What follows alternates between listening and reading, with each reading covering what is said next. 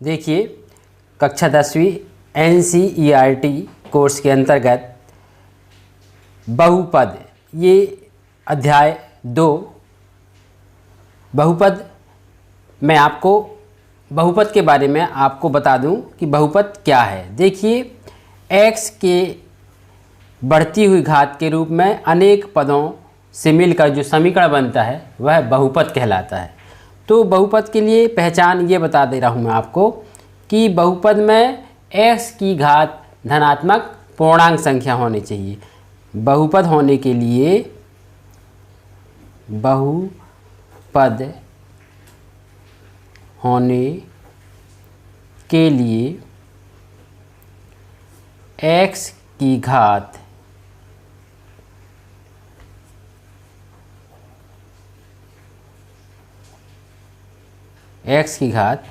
पूर्णांक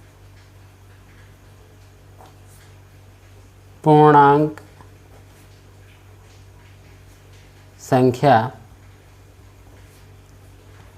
होनी चाहिए। बहुपद होने के लिए x की घात धनात्मक पूर्णांक संख्या होनी चाहिए, परिमेय संख्या नहीं होनी चाहिए, नहीं तो वो बहुपद नहीं कहलाता।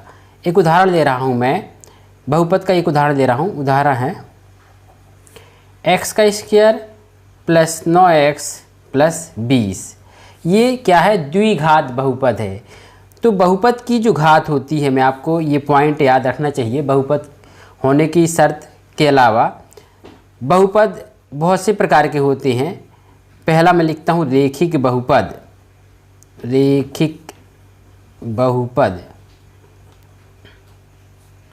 ये IMP चीज़ है। जो रेखिक बहुपद जो होता है उसमें x की घात 1 होती है। तो देखिए मैं इसका व्यापक रूप लिखता हूँ, व्यापक समीकरण रेखिक बहुपद का। ax + b, इसका शून्यांक आता है विकल्प में कक्षा 10वीं में। देखिए इसका जो शून्यांक होता है, शून्यांक, या IMP इसलिए बता रहा हूँ मैं, देखिए कि इसका जो शून्यांक होता है वो 1 होता है।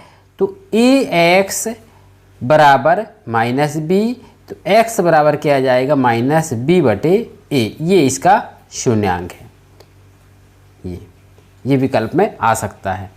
रेखिक बहुपद की पहचान क्या है कि x की जो घात है वो 1 होती है। दूसरा है द्विघात बहुपद। इसमें क्या होता है? बहुपद की घात 2 होती है। इसमें बहुपद की जो घात होती है, घात 2 होती है। ये बहुपद की पहचान है। इसका एक उदाहरण पहले भी लिख चुका हूँ, मैं दूसरा उदाहरण दे रहा हूँ। देखिए यहाँ x² -8x -6x लिख देता हूँ और +8। ये एक बहुपद है द्विघात, जिसकी देखिए बहुपद की जो घात होती है वो x की अधिकतम घात ही उस बहुपद की घात कहलाती है। ये मालूम होना चाहिए। बहुपद की घात कहीं कहीं पूछ लेता है, इसलिए मालूम होना चाहिए x की अधिकतम घात ही उस बहुपद की घात कहलाती है। अब देखिए तीसरा नंबर में क्या लिखूँगा? त्रिघात बहुपद। त्रिघात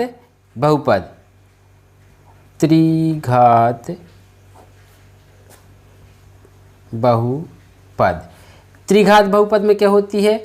बहुपद की जो घात होती है वह 3 होती है। बहुपद की घात 3 होती है। इसका व्यापक रूप लिख रहा हूँ। देखिए ax की घात 3 + bx² + cx + d, ये त्रिघात बहुपद का उदाहरण है। देखिए क्रमशः घटती हुई घात के रूप में है। सबसे अधिक घात ही उस बहुपद की घात कहलाती है। मैं आपको यहाँ बता दूँ, इस बहुपद की घात क्या है? 3 है। घात बराबर 3। तो ये कभी कभी क्वेश्चन पूछ लेता है कि बहुपद की घात कितनी है? तो बहुपद के सबसे अधिक x की सबसे अधिक घात ही, उच्च घात ही उस बहुपद की घात कहलाती है। तो ये मालूम होना चाहिए। तो ये त्रिघात बहुपद का एक उदाहरण दिया हूँ मैं। इसके बाद हम आगे आपको बता रहे हैं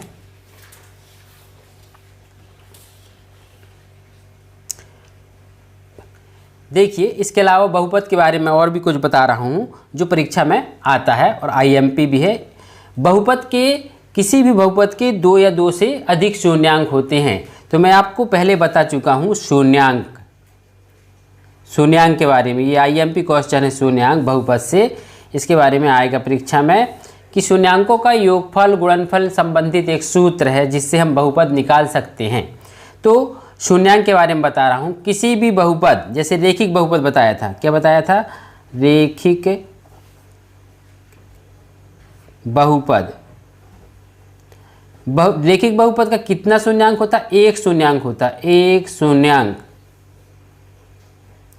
और उस शून्यांक कौन सा है? उसका नाम है x बराबर माइनस b बटे a। ये एक शून्यांक रेखिक बहुपद का होता है। दूसरा नंबर द्विघात बहुपद। द्विघात बहुपद के कितने शून्यांक होते हैं? इसमें 2 शून्यांक होते हैं। कौन कौन से? अल्फा और बीटा। पहला शून्यांक अल्फा और दूसरा शून्यांक बीटा। अब देखिए, किसी भी समीकरण के जब 2 शून्यांक रहते हैं, मैं आपको इसमें द्विघात बहुपद बता रहा हूँ। जैसे हम लेंगे x का स्क्वायर प्लस 9x प्लस 20, एक उदाहरण है ये किसका? द्विघात बहुपद का। इसके 2 शून्यांक हैं अल्फा और बीटा। तो अल्फा और बीटा 2 शून्यांक कैसे निकालते? देखिए, मैं आपको शून्यांक निकालना अगले चैप्टर में भी बताऊंगा। तो यहाँ मैं आपको द्विघात बहुपद में बता रहा हूँ। देखिए, इसका गुणनखंड निकालेंगे हम तो क्या आ जाएगा? x का square plus 5x plus 4x plus 20। ये देखिए, 9x को ऐसे 2 भागों में हम तोड़े हैं कि इन 2 राशियों का गुणा, ये 4x है, इन 2 राशियों का गुणा 20 होना चाहिए और योग कितना होना चाहिए? 9x। तो 5 और 4 9x और 5 के 20 होता है। तो इस 9x को 2 भागों में तोड़ दिया अपन। अब इससे उभयनिष्ठ निकालेंगे। यहाँ x उभयनिष्ठ निकल जाएगा। x प्लस 5 एक कोष्टक में, दूसरे कोष्टक में x प्लस 5 ही लिख लेंगे और इसको ऐसा दिमाग लगाएंगे कि यहाँ क्या लिखें? तो प्लस 4 लिखना पड़ेगा। ये देखिए, 4x और 4 पंचे 20। तो हमारे 2 गुणनखंड निकल जाते हैं। कौन कौन से? x प्लस 5 एक उभयनिष्ठ ले लेते हैं। x प्लस 5 ये हो गया। तो x प्लस बाहर का जो गुणनखंड है वो क्या आ जाएगा? x प्लस 4 आ जाएगा। ये देखिए, 2 गुणनखंड निकल जाके इससे हम शून्यांक निकाल लेंगे। तो जब भी गुणनखंड निकल जाते हैं, इनको 0 के बराबर कर दें तो शून्यांक बन जाते हैं। देखिए, x प्लस 5 बराबर 0। तो x बराबर क्या आ जाएगा? -5। पहला शून्यांक निकल गया जिसका नाम देंगे हम अल्फ़ा। दूसरा शून्यांक क्या है? x प्लस 4 बराबर 0। तो x बराबर आ जाएगा -4। तो हमारे शून्यांक कौन कौन से हो जाएंगे? -5 और -4, 2 शून्यांक। देखिए, पहला शून्यांक जो कहलाता है वो अल्फ़ा कहलाता है और दूसरा जो शून्यांक है वो बीटा कहलाता है। अल्फ़ा और बीटा मैं आपको और भी अच्छा बताऊंगा इससे कि अल्फ़ा बीटा के बारे में 2 शून्यांक जो होते हैं इससे सूत्र है। तो ये द्विघात बहुपद संबंधित ये एक क्वेश्चन लिए हैं जिससे हम शून्यांक निकालते हैं। तो द्विघात बहुपद कितने शून्यांक होते हैं? 2 शून्यांक। इसी प्रकार त्रिघात बहुपद के 3 शून्यांक होते हैं और n घात यदि वाला बहुपद है तो शून्यांकों की संख्या n होगी। देखिए, मैं आपको बहुपद बता रहा हूँ। तो बहुपद में आपको शून्यांक बताया। मैं शून्यांक के अलावा मैं आपको ये बता दूँ, तो किसी भी बहुपद के शून्यांक निकालते बनना चाहिए। इसके अलावा मैं आपको इसका एक सूत्र बता रहा हूँ कि बहुपद के जो शून्यांक होते हैं, शून्यांक संबंधी सूत्र देखिए। शून्यांक ये, तो यदि 2 शून्यांक दिए हैं तो 2 शून्यांक मान लो अल्फ़ा और बीटा है। ये वर्ग समीकरण के 2 शून्यांक होते हैं। तो अल्फ़ा और बीटा, तो इससे सूत्र होता है मूलों का योगफल, मतलब शून्यांकों का योगफल, शून्यांकों का योगफल का सूत्र ये मालूम होना चाहिए। इससे आईएमपी विकल्प में आता है क्वेश्चन। तो मूलों का जो शून्यांकों का जो योगफल का सूत्र है, मतलब अल्फ़ा प्लस बीटा इक्वल क्या हो जाता है, -b/a। देखिए वर्ग समीकरण का व्यापक रूप भी बता रहा हूँ मैं यहाँ। देखिए आपको ax² + bx + c के रूप में किसी भी बहुपद को, वर्ग समीकरण वाले बहुपद को, द्विघात वाले बहुपद को इस रूप में लिखा जाता है। रैखिक बहुपद का पहले बता चुका हूँ, ax + b के रूप में लिखा जाता है। तो ये शून्यांकों का योगफल का ये सूत्र है, ये महत्वपूर्ण सूत्र, इसका उपयोग कई जगह होता है। दूसरा सूत्र है अपना गुणनफल का। तो शून्यांकों का गुणनफल का ये दूसरा सूत्र है अल्फा इंटू बीटा बराबर c/a। ये तो ये दो सूत्र याद होना चाहिए। अब देखिए मैं आपको यदि शून्यांक दिए हैं तो हम उन शून्यांकों का योगफल का निकाल सकते हैं और गुणनफल निकाल सकते हैं। मान लो शून्यांक दिए हैं तो हम बहुपद कैसे निकालते, देखिए शून्यांक दिए हैं, यदि शून्यांक किसी भी समीकरण के शून्यांक होते हैं, 2 या 2 से अधिक शून्यांक यदि दिए हैं तो बहुपद ज्ञात कीजिए, बहुपद ज्ञात कीजिए। ये भी कहीं कहीं बहुपद जो है बना बनाया विकल्प में दे दिया जाता है, आपको चुनना पड़ेगा कि कौन सा बहुपद है। तो देखिए शून्यांक दिए हैं तो बहुपद निकालने का जो सूत्र है वो सूत्र आपको बता रहा हूँ मैं। इसका सूत्र है x² minus alpha plus beta into x plus alpha into beta. ये महत्वपूर्ण सूत्र है जिससे हम बहुपद ज्ञात कर सकते हैं। 2 शून्यांक यदि दिए हैं उससे हम बहुपद, उदाहरण लेता हूँ मैं इसको, देखिए एक उदाहरण ले रहा हूँ। मान लो 2 शून्यांक -5 और -4 हैं, तो बहुपद क्या होगा, शून्यांक क्या हैं, -5 और -4। इसके पहले मैं निकाला था 2 बहुपद के शून्यांक, -4 और -5। अब इससे हमको क्या निकालना है, बहुपद निकालना है। तो बहुपद क्या बनेगा, x² + 9x + 20 बनना चाहिए। इसके पहले बता चुका हूँ इसलिए बोल रहा हूँ मैं।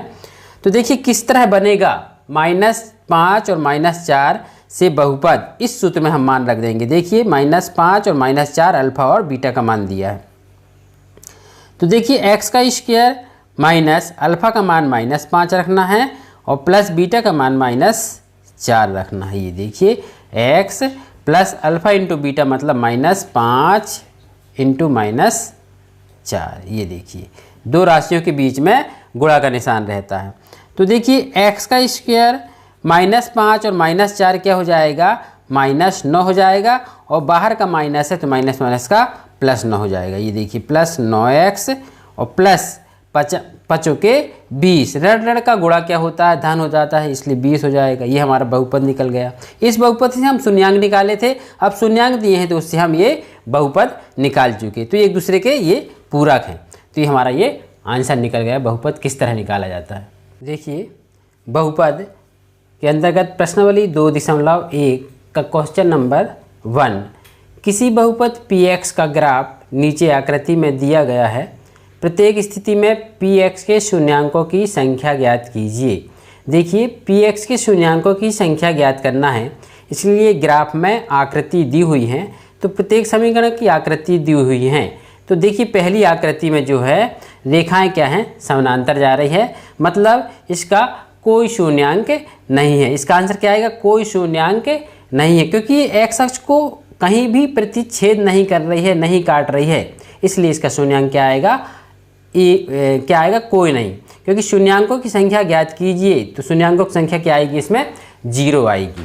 देखिए आकृति नंबर 2, इसमें देखिए ये जो आकृति है, समीकरण की आकृति बनती है शून्यांक निकाल के। तो जो x अक्ष को एक बिंदु पर प्रतिच्छेद कर रही है, इसका शून्यांकों की संख्या क्या आ जाएगी, 1 आएगी। इसमें क्या आएगी, 1 आएगी। इसका आंसर देखिए, ये आंसर है, शून्यांकों की संख्या 1। इसमें क्या आएगी, 0 आएगी। इसमें देखिए तीसरी आकृति देखिए, x अक्ष को जो आकृति है ये परवलय आकृति कहलाती है, U के आकार की आकृति है। ये x अक्ष को 2 बिंदु पर क्रॉस कर रही है, तो इसके शून्यांक क्या हो जाएंगे, 2 होंगे। इसलिए इसका आंसर आ जाएगा, इसका आंसर है 2, शून्यांकों की संख्या 2। तीसरी आकृति में। चौथी आकृति में देखिए, ये जो आकृति है वो एक्स अक्ष को जितने स्थान पे प्रतिच्छेद करती है वही उसका शून्यांक निकलती है। तो एक शून्यांक ये हो जाएगा एक्स अक्ष को, दूसरा शून्यांक ये है और तीसरा शून्यांक ये है। तो इसका आंसर हो जाएगा, इसका आंसर बराबर शून्यांकों की संख्या 3 होगी। ये इसमें 3 एक्स अक्ष को 3 स्थान पर प्रतिष्ठित कर रही है। चौथी जो आकृति है देखिए, इसमें ये आकृति 1, 2, 3 और 4 स्थान पे काट रही है, प्रतिच्छेद कर रही है। तो इसका आंसर क्या आएगा, शून्यांकों की संख्या 4 आ जाएगी। छठवीं जो आकृति है वो देखिए, एक्स अक्ष को 1, 2 और 3 स्थान पे प्रतिच्छेद कर रही है, सिर्फ एक्स अक्ष को प्रतिच्छेद कर, क्योंकि ये जो बहुपद दिया है वह बहुपद का नाम है y बराबर क्या दिया है, y बराबर px, एक बहुपद है। तो x के शून्यांकों की संख्या निकालना है। y बराबर px दिया है तो x के शून्यांकों की संख्या इसमें क्या आ जाएगी, 1, 2 और 3, इसमें 3 आ जाएगी। ये शून्यांकों की संख्या है। ये पहला क्वेश्चन 2.1 का, और ओनली सिर्फ ये ग्राफ आकृति वाले क्वेश्चन दिए हैं। तो ये 2.1 यहीं पर समाप्त हो जाता है, सिर्फ शून्यांकों की संख्या पूछा है। देखिए बहुपद संबंधी प्रश्नावली 2.2 शून्यांक ज्ञात कर शून्यांकों और बहुपद के गुणांकों में संबंध स्थापित कीजिए। इसके पहले बता चुका हूँ मैं कि गुणांक और बहुपद के जो गुणांक होते हैं उनमें संबंध स्थापित कीजिए, मतलब अल्फ़ा प्लस बीटा और अल्फ़ा इंटू बीटा, मतलब शून्यांकों का योगफल और गुणनफल में संबंध स्थापित करना है और उनके बहुपद के गुणांकों में। तो इसमें शून्यांक निकालेंगे। तो देखिए किस तरह शून्यांक निकाला जाता है। हमारा शून्यांक निकालने का पहला क्वेश्चन जो है वो है एक्स का square minus 2x plus 8 minus 8। ये देखिए पहला क्वेश्चन है, इसका शून्यांक निकालना है। तो शून्यांक निकालने के लिए हम क्या करेंगे, सबसे पहले इसका गुणनखंड निकालेंगे। तो किस तरह निकालते हैं, देखिए जो स्वतंत्र पद है और प्रथम पद का जो गुणा है वो मध्य पदों के गुणनफल के बराबर होना चाहिए और योगफल क्या होना चाहिए, -2x। तो ऐसी संख्या कौन कौन सी हैं, देखिए 4 और 2 को लेते हैं। देखिए 4 दूनी 8 होता है और -4x में से +2x को घटाएंगे या जोड़ेंगे तो क्या आएगा, -2x आएगा। देखिए -4x और +2x का आंसर क्या जाएगा, -2x। ये देखिए रफ कार्य है। तो देखिए इसको कैसे तोड़ेंगे हम, x का स्क्वायर -4x प्लस 2x -8। अब यहाँ क्या करेंगे, 2 के समूह से हम उभयनिष्ठ निकालेंगे। तो x उभयनिष्ठ निकल जाएगा, x -4। जो गुणनखंड यहाँ निकलता है थोड़ी सी जगह छोड़ के हम उसी गुणनखंड को यहाँ लिखेंगे, x -4। यहाँ क्या लिखें कि ये सही हो जाए तो यहाँ +2 लिखना पड़ेगा। ये देखिए 2x और 2 चौके 8 -8 हुआ। अब देखिए एक उभयनिष्ठ गुणनखंड लेंगे x -4 और दूसरा गुणनखंड हो जाएगा x +2। ये दो गुणनखंड निकलने के बाद हम दोनों को अलग अलग 0 के बराबर करेंगे तो हमारे शून्यांक निकल आएंगे। देखिए x -4 बराबर 0, तो x बराबर क्या जाएगा, -4 को बराबर के उस पार ले जाएंगे तो आ जाएगा +4। ये पहला शून्यांक अल्फ़ा निकल गया। देखिए दूसरा शून्यांक निकालने के लिए x +2 बराबर 0 को लेंगे तो x बराबर क्या जाएगा, -2। देखिए ये माइनस था तो प्लस आया और ये प्लस था तो माइनस आया। तो ये शून्यांक से हम गुणनखंड बना सकते हैं और गुणनखंड से हम शून्यांक ज्ञात कर सकते हैं। ये देखिए ये कहीं भी विकल्प के रूप में ये आ सकता है। शून्यांक दिए हैं तो बहुपद बनाना बता दिया हूँ मैं आपको सूत्र, x² minus alpha plus beta into x और प्लस अल्फ़ा इंटू बीटा। तो ये 2 शून्यांक निकल गए। अब देखिए शून्यांकों और बहुपद के गुणांकों में संबंध स्थापित करेंगे तो देखिए हम इसको अल्फ़ा प्लस बीटा निकालेंगे। तो अल्फ़ा प्लस बीटा मतलब मूलों का योगफल बराबर क्या हो जाएगा, -b/a।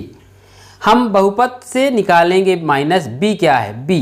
तो देखिए b का मान क्या है, -2 है तो -2 ये, और बटे में a लिखेंगे तो x² का जो गुणांक है वो a कहलाता है तो उसका मान है 1 ये, तो ये आ गया बराबर। देखिए इसको क्या लिखेंगे हम, इसको हम लिख सकते हैं माइनस x का गुणांक, x का गुणांक, ये मैं आपको समझा दे रहा हूँ।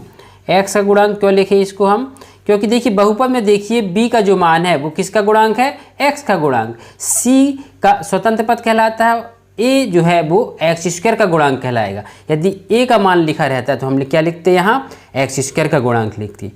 तो -2 किसका गुणांक है, b का गुणांक है, मतलब x का गुणांक कहलाएगा।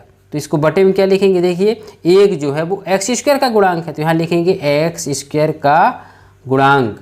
ये हमारा बहुपद और गुणांकों में संबंध स्थापित हो गया है। अब देखिए इससे हम दूसरा क्वेश्चन ले रहे हैं, क्वेश्चन नंबर है अपना दूसरा, इसी का दूसरा क्वेश्चन है।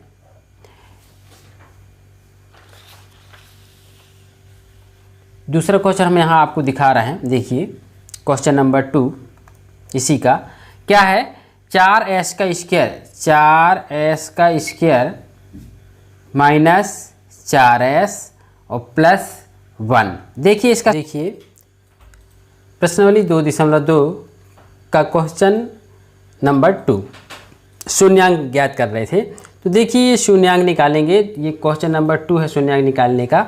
4s का स्क्वायर माइनस 4s +1, यहाँ भी हम पहले गुणनखंड निकालेंगे, इसके बाद शून्यांक निकालते हैं।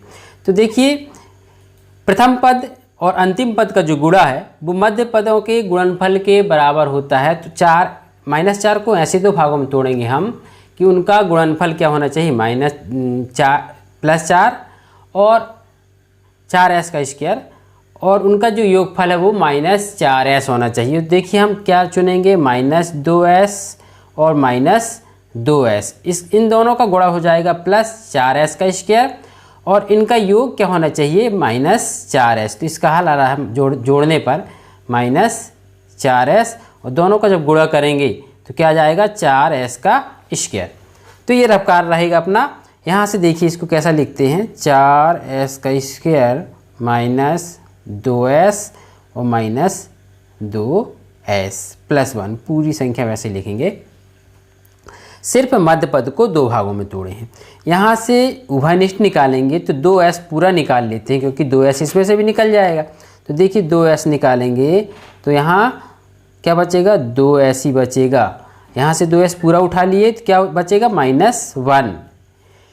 पहला जो गुणनखंड निकलता है उसी को हम यहाँ लिख लेते हैं, 2s -1। यहाँ क्या लिखें कि ये सही हो जाए, तो -1 लिखना पड़ेगा, -2s और माइनस का गुणा +1। तो देखिए एक उभयनिष्ठ गुणनखंड क्या आ गया अपना, 2s -1, एक कोष्टक में, इनको हटा लें तो क्या बचेगा, 2s -1। दूसरा गुणनखंड भी 2s -1 ही बचेगा। इन दोनों को अलग अलग 0 के बराबर करेंगे तो हमारे शून्यांक निकल आएंगे। तो देखिए 2s -1 बराबर 0, तो देखिए 2s बराबर 1 को पक्षांतर कर दिए तो s बराबर क्या आ जाएगा, 1/2। ये पहला शून्यांक ज्ञात हो गया। इसी प्रकार देखिए दूसरा शून्यांक यहाँ निकल आएगा, 2s -1 बराबर 0, तो 2s बराबर 1, s बराबर 1/2। तो अपने शून्यांक क्या निकल गए, 1/2 और 1/2, 1/2 और 1/2, ये शून्यांक निकल चुके, शून्यांक। ये तो इन शून्यांकों से हम क्या बना सकते हैं, बहुपद, और बहुपद से शून्यांक निकाल सकते हैं। तो ये अपना दूसरा क्वेश्चन है इसका शून्यांक संबंधी। देखिए पहला का क्वेश्चन नंबर 3, 6x का स्क्वायर -3 -7x, इसके शून्यांक निकालना है। तो पहले हम इसको सही समीकरण बना लेंगे, क्योंकि देखिए समीकरण का व्यापक रूप क्या है, ax का square plus bx plus c के रूप में लिखना है इसको। तो देखिए 7x इस साइड है, स्वतंत्र पद बीच में है, स्वतंत्र पद को लास्ट में लाना है। तो इसको ऐसा लिखेंगे, 6x का स्क्वायर -7x और -3। अब देखिए प्रथम पद और अंतिम पद का गुणा हो जाएगा 6 × 18, मतलब -18x का स्क्वायर, -18x का स्क्वायर। तो देखिए ये जो प्रथम पद और अंतिम पद का जो गुणा है वो मध्य पद के गुणनफल के बराबर होना चाहिए। तो 7x को ऐसे 2 भागों में तोड़ेंगे हम, कि उनका गुणा क्या आना चाहिए, 18 आना चाहिए और योग क्या आना चाहिए, 7 आना चाहिए। तो देखिए इसके लिए हम सोचना पड़ेगा 4 और 3 7 होता है, लेकिन 4 तिया 12 होता है। तो दूसरी संख्या आएगी, क्या आएगी ये सोचना पड़ेगा। देखिए 7x के लिए क्या लेंगे हम, सोचना पड़ेगा। देखिए 6 तिया 18, तो क्या जाएगा, 9 दूनी 18 होता है। देखिए ये आ गया दिमाग में अपने, 9 दूनी 18। तो 9 में से 2 घटाएंगे यदि हम तो 7 बचेगा, तो इसको माइनस मानना पड़ेगा और इसको प्लस मानना पड़ेगा। तो देखिए हम इसको लिख रहे हैं 6x का स्क्वायर माइनस 9x और प्लस 2x माइनस 3। देखिए फिर से समझा रहा हूँ मैं यहाँ कि माइनस 9x में से 2x को घटाएंगे तो क्या बचेगा, माइनस 7x बचेगा। और इन दोनों राशि का गुणा करेंगे तो 9 दूनी 18x का स्क्वायर माइनस 18x का स्क्वायर होना चाहिए। तो ये सही है, ऐसा चेक कर लिया करो क्योंकि ये गलती हो जाती है ऐसे क्वेश्चन में। तो अब देखिए यहाँ से उभयनिष्ठ निकालेंगे, तो देखिए इसमें भी 3 का गुणा है और इसमें भी 3 का गुणा है, तो 3x निकाल लेते हैं यहाँ से हम। तो 3x बाहर निकाल लेंगे, 3x बाहर निकाल लिए तो 3 दूनी 6, तो यहाँ 2x बचेगा। फिर यहाँ से 3x निकाल लिए तो क्या बचेगा, 3 बचेगा क्योंकि x बाहर निकल चुका। तो जो गुणनखंड यहाँ रहता है उसी को हम लिखेंगे 2x माइनस 3। यहाँ क्या लिखें कि ये सही हो जाएगा तो +1 लिखना पड़ेगा अपने को, तो 2x और 3 आ जाएगा। अब देखिए उभयनिष्ठ गुणनखंड क्या है अपने पास, 2x माइनस 3 और बाहर का गुणनखंड क्या बचेगा, 3x + 1। ये 2 गुणनखंड निकल जाएंगे, दोनों को अलग अलग 0 के बराबर करेंगे तो 2 शून्यांक निकल के आएंगे अपने, कौन कौन से, अल्फ़ा और बीटा। तो देखिए किस तरह निकलेंगे, 2x माइनस 3 बराबर 0, तो 2x बराबर क्या हो जाएगा, 3, तो x बराबर हो जाएगा 3/2। ये शून्यांक निकल चुका। दूसरा शून्यांक 3x + 1 बराबर 0, तो 3x बराबर क्या हो जाएगा, -1, पक्षांतर कर दिए तो प्लस का माइनस हो जाता है, तो x बराबर क्या जाएगा, -1/3। तो ये 2 शून्यांक कौन कौन से निकल गए, 3/2 और -1/3, ये 2 शून्यांक निकल चुके। देखिए इन 2 शून्यांकों में संबंध स्थापित करना है बहुपद के गुणांक और शून्यांकों में, तो वही निकालेंगे हम, अल्फ़ा प्लस बीटा बराबर -b/a। देखिए -b का मान रखेंगे हम बहुपद से देख के, तो क्या है, -7। तो देखिए -7 और a का मान क्या है बहुपद में, 6 है, तो क्या निकाला जाएगा, +7/6। तो देखिए अल्फ़ा प्लस बीटा बराबर क्या निकल आया, 7/6। माइनस माइनस का गुणा प्लस होता है। अब देखिए हम गुणांकों की तुलना करेंगे तो इसमें हम क्या लिख सकते हैं गुणांक के बारे में, तो बराबर क्या आ जाएगा, ये इसके गुणांकों के बारे में हम क्या लिख सकते हैं, ये निकालना है। तो 7 जो है वो किसका गुणांक है, देखेंगे हम बहुपद में, 7 जो है x का है, तो यहाँ लिखेंगे x का गुणांक, ये बटे में 6 क्या है, x² का गुणांक है, तो यहाँ लिखेंगे x² का गुणांक। ये बहुपद के शून्यांक और गुणांकों में ये संबंध है, तो इसको हम माइनस लिखेंगे क्योंकि -b रहता है, -b/, अल्फ़ा इंटू बीटा। देखिए अल्फ़ा इंटू बीटा बराबर क्या होता है, c/a। देखिए बहुपद में c का मान क्या है, -3 है, तो -3 और a का मान क्या है, 6 है, तो क्या आ जाएगा, -3/6। हम इसको क्या लिखेंगे बराबर, ये जो -3 है कि ये अचर पद है, यहाँ अचर पद लिखेंगे, अचर पद है ना, और बटे में 6 क्या है, x² का गुणांक है, तो यहाँ लिखेंगे x² का गुणांक। ये बहुपद को देख के हम गुणांकों से तुलना कर रहे हैं कि -3 है वो किसका गुणांक है, बहुपद में स्वतंत्र पद है, इसलिए अचर पद लिख दिए इसको। और 6 क्या है, देखिए बहुपद में 6 जो है वो x² का गुणांक है, इसलिए x² का गुणांक लीजिए। ये संबंध स्थापित हो गया। तो ये क्वेश्चन यहीं समाप्त होता है।